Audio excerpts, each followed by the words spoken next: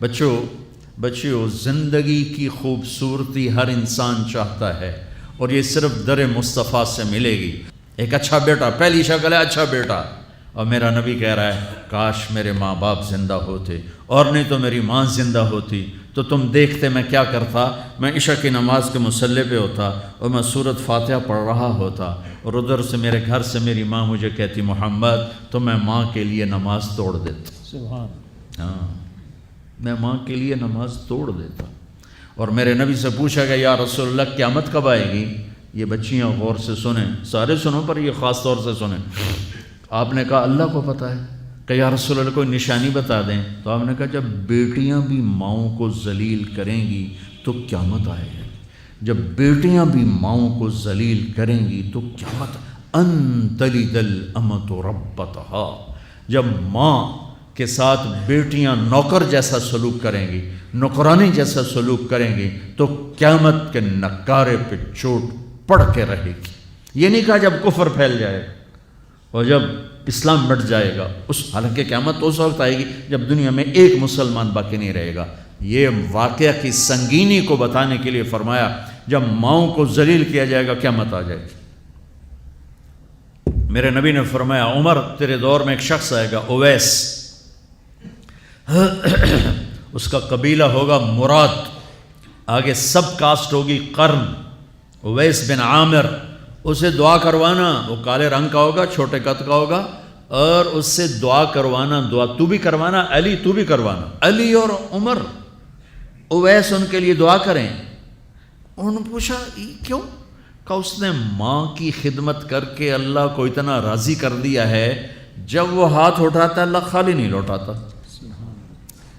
اللہ کی قسم عمر و علی کو اویس کی دعا کی ضرورت نہیں تھی، امت کو پیغام دینا تھا کہ مائیں ذلیل ہو رہی ہیں آج، اور باپ جوان اولاد سے چھپتے پھر رہے ہیں، تو میرے رب میرے نبی نے یہ آگے پیغام دینا تھا کہ نبی ہو کر رسول ہو کر کہہ رہے ہیں کاش ماں ہوتی تو میں اس کے لیے نماز توڑ دیتا۔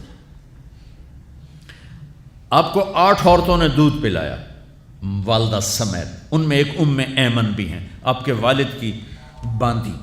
تو گھر میں تشریف فرما تھے، ایمن بیٹھی تھی حضرت عائشہ، تو ایمن کہنے لگی یا رسول اللہ پانی تو پلا دیں۔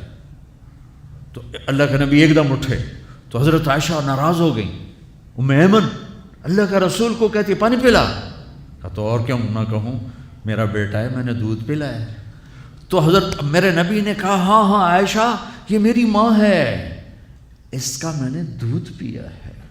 آپ اٹھے، گھڑے میں سے پانی بھر کے یوں دونوں ہاتھوں سے حضرت ایمن کو پیش کیا جو حبشی باندی تھی، چونکہ دودھ پیا ہے تو ماں کا لفظ صادق آ گیا، تو بجائے اس کے کہ برا مناتے آپ خادم بن کے اپنی ماں کو دودھ پلانے والی ماں کو آپ نے، حضرت حلیمہ سعدیہ تشریف لائیں، آپ نے اپنی چادر بچھا کر اس کے اوپر بٹھایا۔ ہمیں پیغام دینا تھا، آنے والے زمانوں میں یہ ہونا تھا۔ سبحان اللہ۔ امام ابو حنیفہ کا نام تو سب کو معلوم ہے نا، ایک اور عالم بتاتا ہوں، عبد الرحمن بن ابی لیلہ، ان میں علمی کھٹ پٹ تھی بہت زیادہ، آپس میں بنتی نہیں تھی۔ تو ابو حنیفہ جیسی ہستی جن کے کروڑوں فالوور آج ہیں، ان کی ماں کہتی نعمان یہ مسئلہ ہے، جا کے عبد الرحمن سے پوچھ کے آ۔